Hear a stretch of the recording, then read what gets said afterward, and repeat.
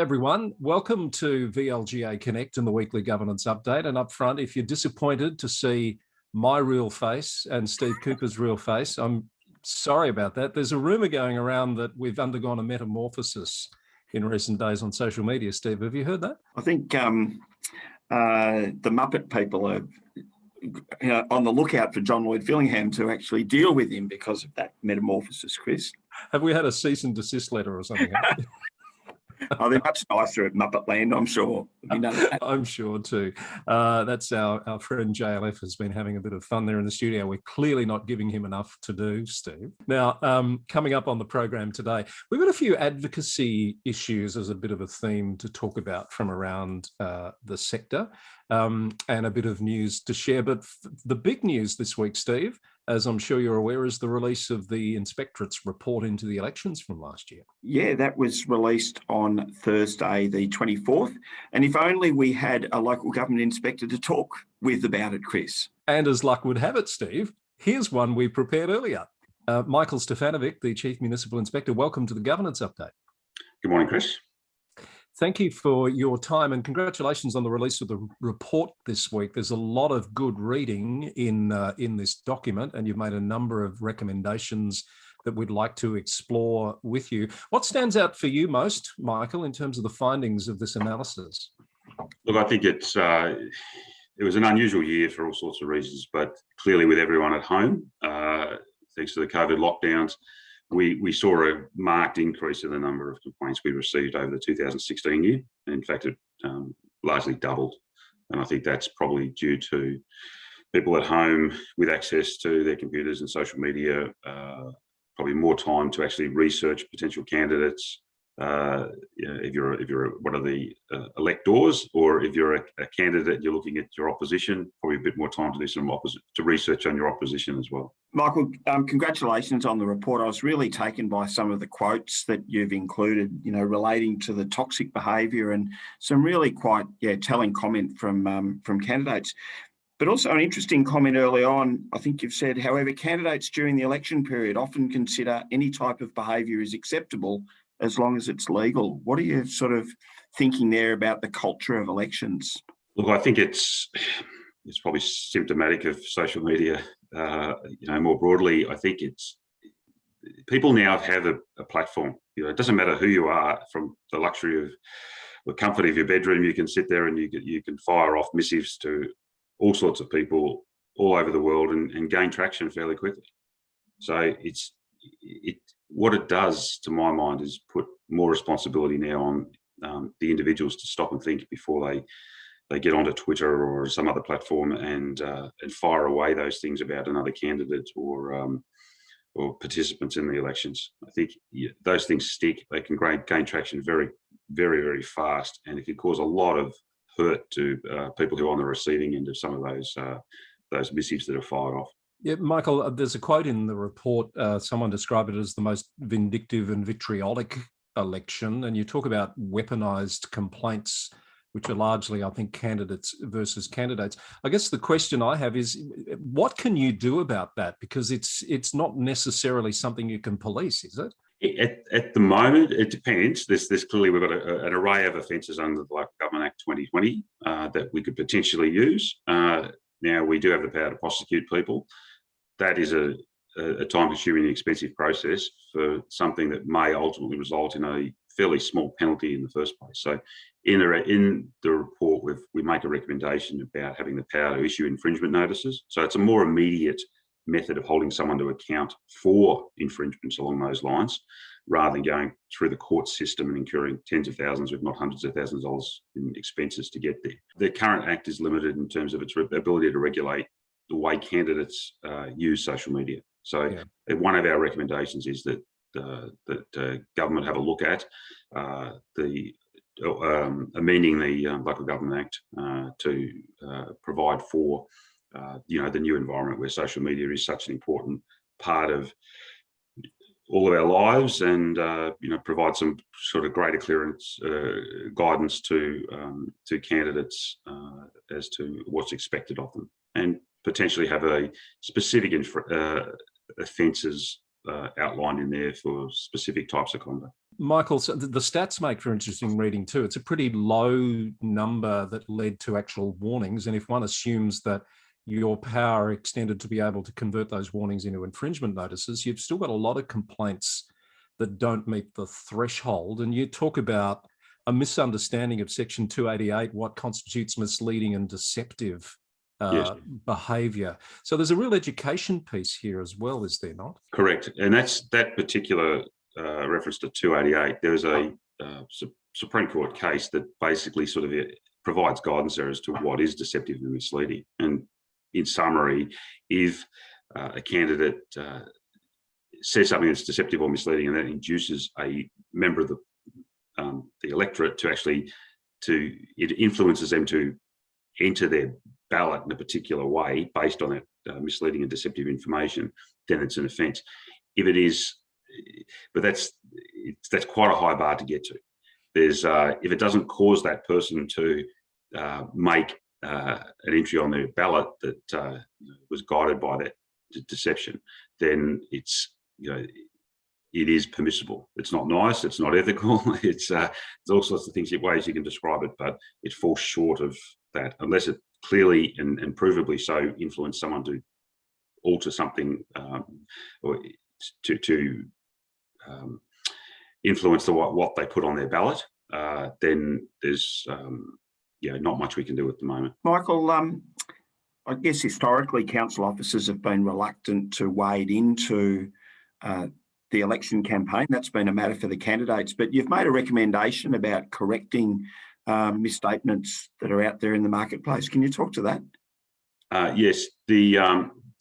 The thing about that is it's sometimes candidates will use information that they'll give, the candidates run for all sorts of diverse reasons. They've got some are single issue candidates, some are multi-issue candidates. They rely on all sorts of data sources to inform them in their election campaigns. Some of the information they rely on is not correct. They've Googled it and they've got the wrong numbers, or potentially they've manufactured the numbers to suit their agenda. Now, it's obviously during the period of the election, councils are limited on what they can do in terms of they certainly don't want to be seen as interfering or showing bias one way or the other regarding any candidate. But if it's drawn to the attention of council that the candidate has, say, misquoted the price of a council project, and it's something that's within the domain of council to release, then council should be able to go on the public record and say, look, the correct, we hear that during the course of the campaign, a number has been mentioned in relation to this project. The true number is actually this. Just to correct the record, not to sort of pass any qualitative assessment of the candidate's use or claim, but simply just to correct simple facts. Yeah, so with some processes around it, something like an electoral fact-checking page on the website might meet that need. Yeah, correct. And I think it's probably, again, one of our recommendations has to do with councils having guidance in place to help council staff understand what it is that they can do during that election period. I think at the moment, it's everyone wants to play, very carefully, that no one wants to be seen to interfere. So the sort of default seems to be that they will, rather than correct the record, they will perhaps remain silent, which again is, remaining silent is a way of can also be seen as by someone as tacitly supporting someone else's position. Yeah. So I think there's a responsibility there, and they need the opportunity and clear guidance to enable them to speak up and correct facts where they need to. Michael, would you say that guidance sitting within each council's election period policy or be appended to in some way? Yes, for sure. I think it needs to be there. And certainly with ourselves, with local government Victoria, we'll look at what we can do to assist in arriving at language that I think will help there. I think it is important. I think now, I don't think anyone anywhere now accepts what they're told by anyone, and everyone does their own research online. So I think it's important that it be very clear that it is permissible to step in and do it, but it's important to have those processes in place that everyone understands how to do it without appearing to show bias to anyone. Michael, there's been a lot of talk about ensuring a safe environment for all candidates, particularly women candidates, but others to participate in the democratic process. I think it's fair to say some were looking for more from you in this report about dealing with that issue of gender-based bullying, if you like, for want of a better word. No, I totally understand that, and we certainly did get a number of complaints around that from female candidates who, there were particularly sort of nasty sort of descriptions of them or that perhaps a male candidate might not have got. But again, this gets back to our recommendation about section 287 of the Act in terms of providing clearer guidance around social media, the use of social media. So hopefully, from my perspective, it looks at providing greater protection for all candidates. Women will certainly be beneficiaries of that. And I think in sort of drafting a potential substitution of 287, that we look at that as to what are there specific things there in relation to gender that need to be addressed. But I think it's now reached a point where we've just come through a very interesting period internationally around fake news, and I think it's really time probably to step back and look at it and think, okay, it affects presidential elections and the like overseas, and prime ministerial and state level elections here, and I think it's appropriate that at local government level we also step back and have a look at that and see what we can do, the measures we can put in place under 287 to address that. Michael, the minister's announced a report into the culture of local government. How do you see this work that you've done feeding into that bigger picture of the culture of the sector more generally? Yeah, I think the culture is an important issue, and I think we've certainly got some tangible examples that came out of this election that we can look at and we can use to inform that review. I think it's often with culture, it's the sort of the how did this happen and how are we going to prevent it? And I think it's using tangible examples that are recent.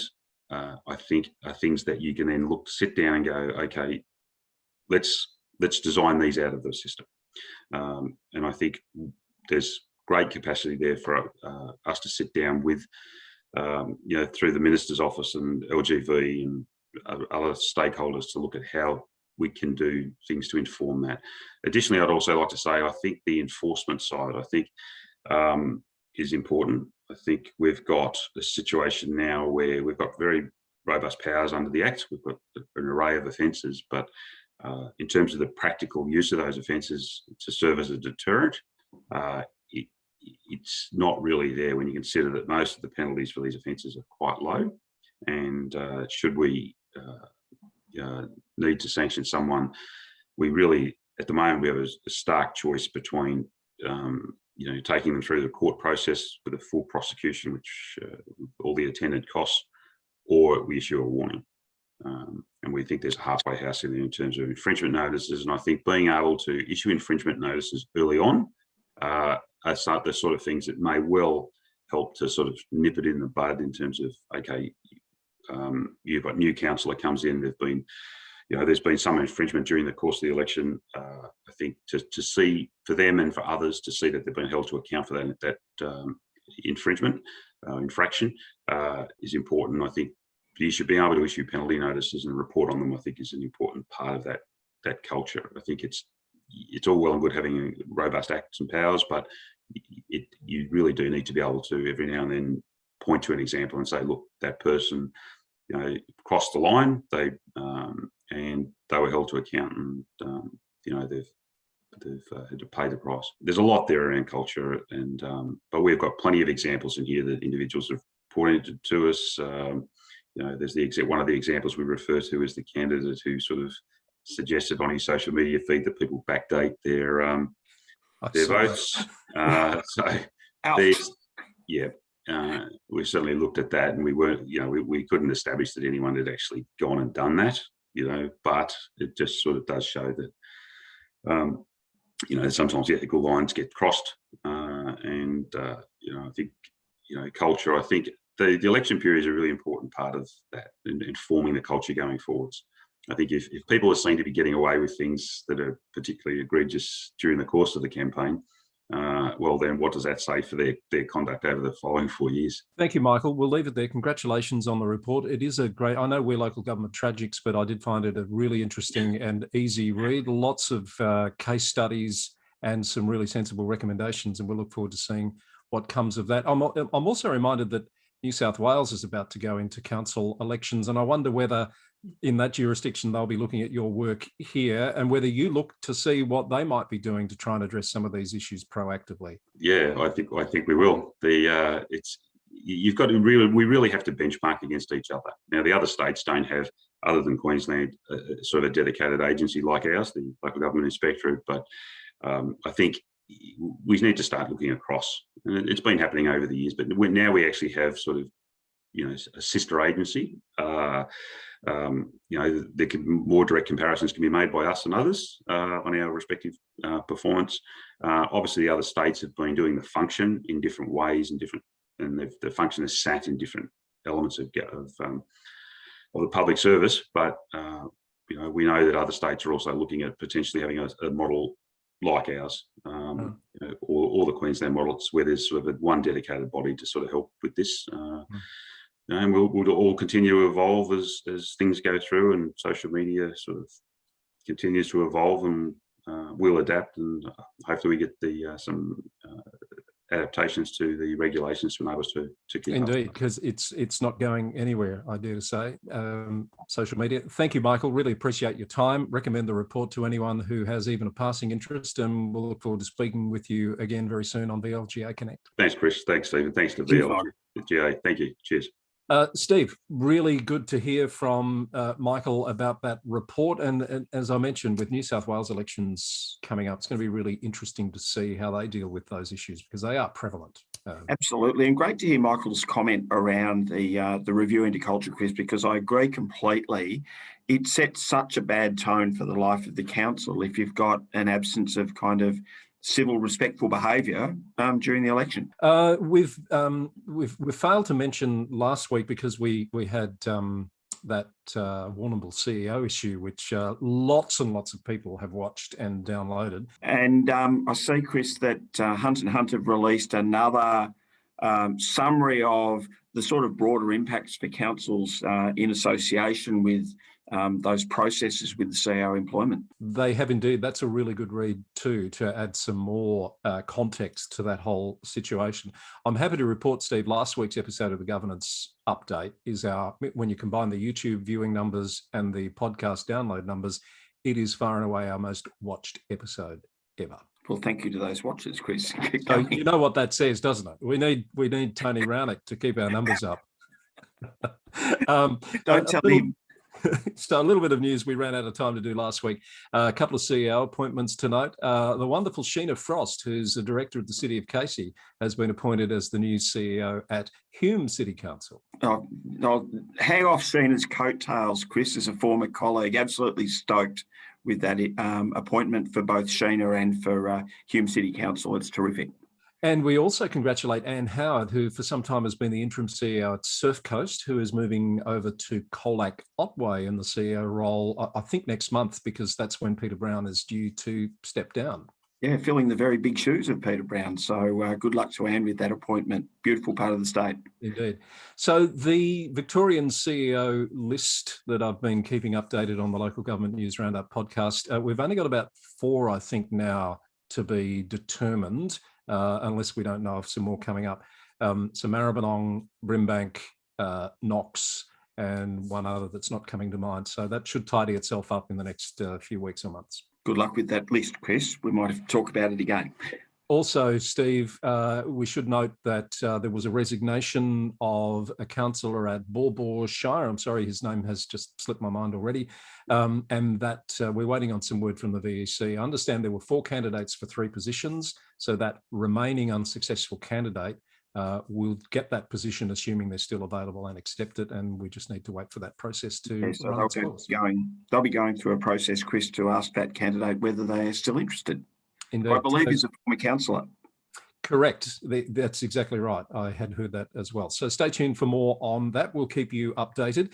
Now, a few stories have caught our eye this week around the work that councils are doing in the advocacy space, Steve. One around the proximity of airports to community spaces, residential areas, etc. I think this affects the city of Kingston. It just seemed to be a week for advocacy this week, Chris, and always interesting because there is often a view and that argument about to what extent should councils be involved in advocacy, and maybe it's when people don't agree with the advocated position.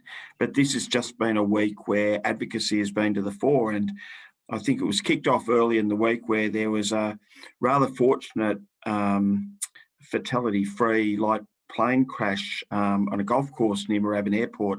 But the Mayor of Kingston, Councillor Steve Stakos, went out on the front foot on behalf of local residents and called for a reduction or no growth in that sort of box retail kind of development that's really been symbolic at airports such as Moorabbin because of the inherent risks, particularly with Moorabbin as a training airfield. I think you've probably got the same sort of development happening in reasonably close proximity to Essendon as well, don't you? Well, that sort of came out when there was that tragic fatality at Essendon a few years ago. Certainly some questions were asked about the safety, and it's a useful thing and a good example where it's not in the direct remit of local government, but certainly local communities expect their councils to make a stand on those issues. And the successful advocacy of some councillors from the City of Melbourne has led to community station Channel 31 having its licence extended for 3 years. This is a backflip from the federal government. Well, the federal government it seemed quite committed to go down a different path, and the advocacy position was put around the need for local media, the training ground that local media provides, and as a consequence of that, Channel 31 lives on. For another 3 years, and the same applies to Channel 44 in Adelaide, as I understand it. And I think the message is that you've got 3 years to transition to an online environment, I guess would be the logical transition. 3 years to do that, which is better than being cut off at the knees now. I think if we look at, if I can editorialise just slightly, Chris, and there is a social good in that I'm not sure that as a society we're all the better for centralised media, that local media certainly has a role. I know that's where your heart and soul is, and long may those sort of activities continue. Well, when you couple that with the death of local newspapers pretty much across the board, it is, and I think that feeds into the issues that we have with the prevalence of social media in election campaigns, because those other avenues just aren't there. It's I don't know what the solution is, but it's not an ideal situation. Not at all. And we know that local government performs better when there is a robust local media, performing that quite legitimate watchdog role. All right, Steve, we've got a few other things we could talk about, but we're going to have to wrap it up, I think, and save something for next week. So thank you for that. Anything you want to say before we wrap it up? Only that our correspondent this week, Chris, asked when we're going to get back to all the things that we said we're going to get back to. And I'm not sure how your memory's going, but maybe our mailbag needs to be filled with lists of what those things are that we said we would do. Remind us what you're waiting for, and we'll do our best to get back to it. Thanks, Steve. Cheers, Chris. Steve Cooper, Chief of Staff at the VLGA. That's another governance update in the can from VLGA Connect. We'll see you again next week.